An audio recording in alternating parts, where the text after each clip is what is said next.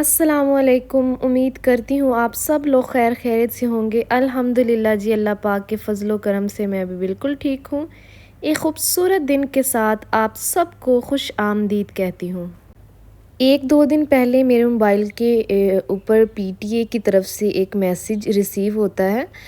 بہت سے لوگوں کو ریسیو ہوا ہوگا، جس کو پڑھ کے مجھے لگا کہ یہ بہت امپورٹنٹ ٹاپک ہے اور اس کے بارے میں بات کرنا بہت ضروری ہے۔ بہت سے لوگ ابھی بھی اس معاملے میں ناواقف ہیں، اور اس لیے میں آج ایک ایسے ٹاپک پہ بات کرنے جا رہی ہوں جو کہ آج کل یہ چیزیں بہت زیادہ عام ہو رہی ہیں اور لوگوں کے ساتھ بہت زیادہ اسکیم ہو رہے ہیں۔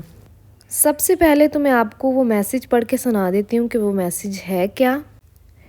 PTA کی جانب سے موبائل آپریٹرز کے اشتراک سے 11 تا 17 دسمبر ہفتہ آگاہی برائے سائبر سیکیورٹی 2025 منایا جا رہا ہے، لہٰذا ہوشیار رہیں، جعلی کالز، مشکوک لنکس اور فراڈ میسیجز سے بچیں، اپنی ذاتی معلومات ہرگز کسی کے ساتھ شیئر نہ کریں، ڈیجیٹل دنیا میں محفوظ قدم۔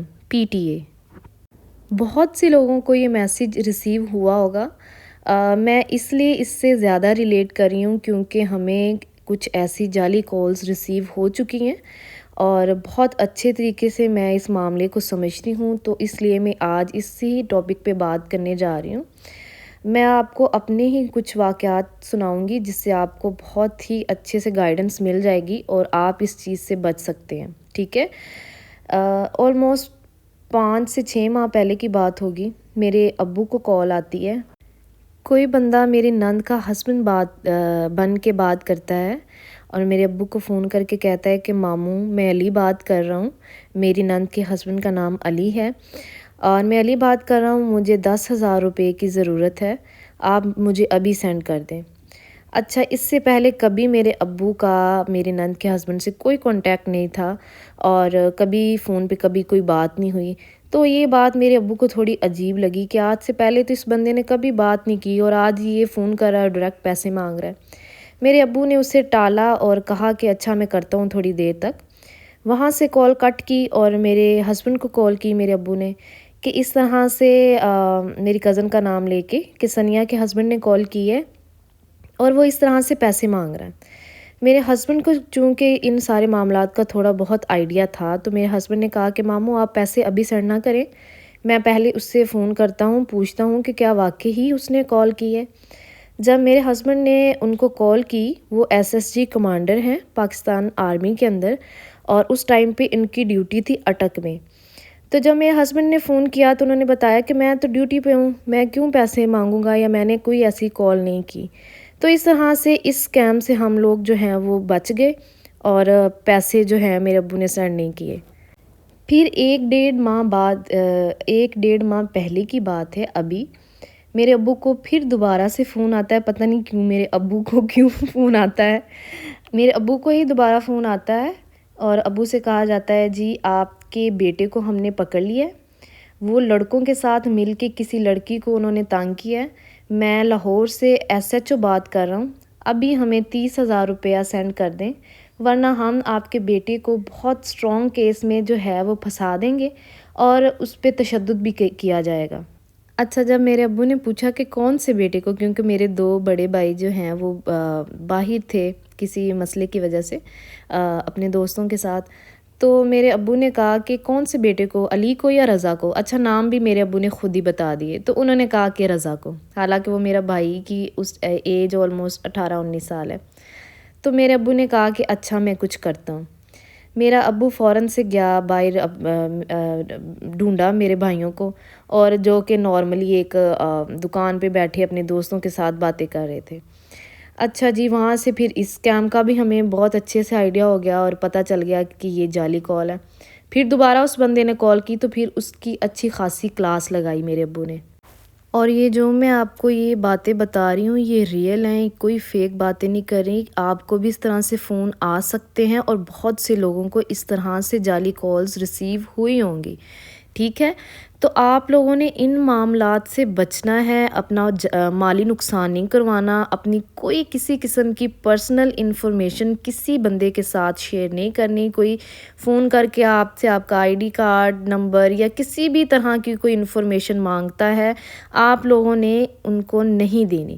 اچھا جی، اس کے بعد پھر ایک اور واقعہ، ابھی کچھ دن پہلے کی بات ہے، میری ساس کو فون آتا ہے۔ میری ساس پاک وطن میں رہتی ہیں، میرا سسرال جو ہے وہ پاک وطن میں ہے، میں اپنے ہسبینڈ کے ساتھ کرائے پہ رہتی ہوں رائمنڈ کے اندر۔ اچھا جی، میری ساس کو فون آتا ہے کہ جی آپ کے بیٹے بابر نے، مجھے نہیں پتہ ان کو نام کیسے پتہ ہوتے ہیں یا وہ کسی طریقے سے نکلوا لیتے ہیں آپ کو جب فون کرتے ہیں۔ اچھا جی، انہوں نے کہا آپ کے بیٹے بابر کو ہم نے پکڑ لیا ہے، اس نے ہمارے 70,000 روپے چوری کیے ہیں، یعنی میرے ہسبینڈ کا نام لے کے انہوں نے کہا کہ اس نے ہمارے 70,000 روپے چوری کر لیے ہیں، ہم نے اس کو پکڑ لیا ہے، اب آپ لوگ ہمیں 70,000 روپے دیں گے تو اسے چھوڑیں گے، ورنہ ہم اسے جان سے مار دیں گے۔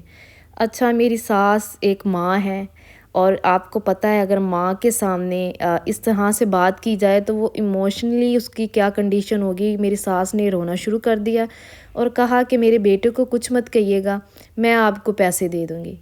اچھا جی، وہاں سے کال کٹ ہوئی تو میری ساس نے فوراً سے میرے ہسبینڈ کو فون کیا کہ بیٹا تم کہاں ہو، اور روئی جا رہی ہیں۔ میرے ہسبینڈ نے کہا کہ امی میں ڈیوٹی پہ ہوں، ہوا کیا ہے مجھے بات بتائیں۔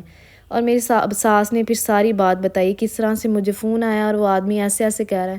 میرے ہسبینڈ نے حوصلہ دیا کہ پریشان مت ہوں، میں کام پہ ہوں، بالکل ٹھیک ہوں، آج کل جعلی کالز آ رہی ہیں، اس طرح سے لوگوں کو پھنسایا جا رہا ہے اور پیسوں کی ڈیمانڈ کی جاتی ہے۔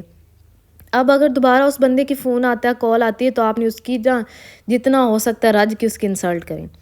اچھا جی، اور وہ دوبارہ بھی کال کرتے ہیں، ان کی ہمت چیک کریں، وہ دوبارہ بھی کال ان لوگوں نے کی تو پھر ان کی اچھی خاصی عزت افزائی ہوئی۔ تو یہ ساری باتیں بتانے کا مقصد یہ ہے کہ کسی بھی حد تک لوگ گر سکتے ہیں، ٹھیک ہے، پیسوں کے لیے۔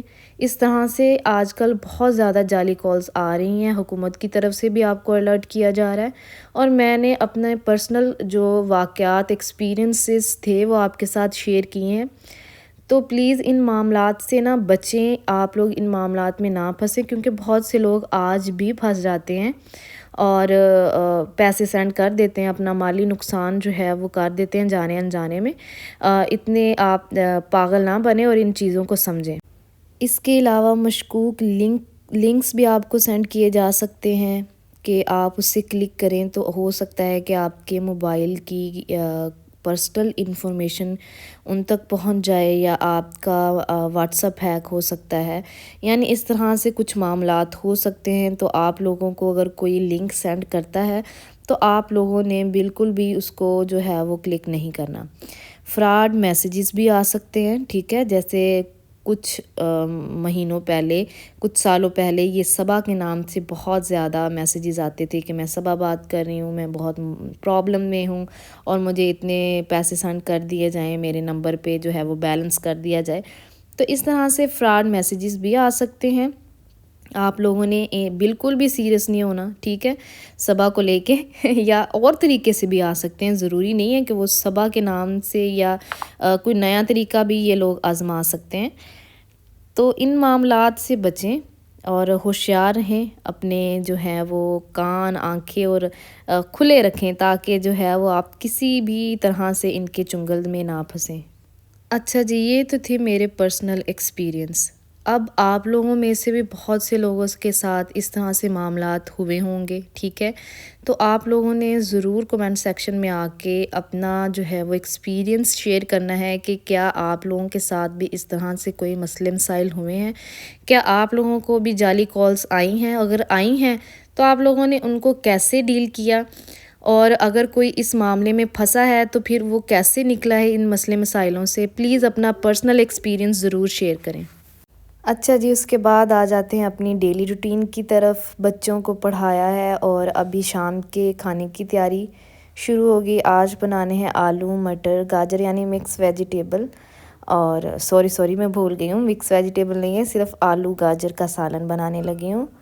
اور سبزی کو اچھے سے میں نے دھو لیا ہے، اور پلیز میری ویڈیو کو پورا واچ کیا کریں۔ ویڈیو پسند آئے تو ویڈیو کو لائک کریں، شیئر کریں، میرے چینل کو سبسکرائب کریں، اور بیل کے آئیکن کو لازمی پریس کیا کریں۔ اور میرا ویڈیو آپ کو کیسی لگتی ہے کمنٹ سیکشن میں آ کے میری حوصلہ افزائی لازمی کیا کریں، ضرور کمنٹ کیا کریں۔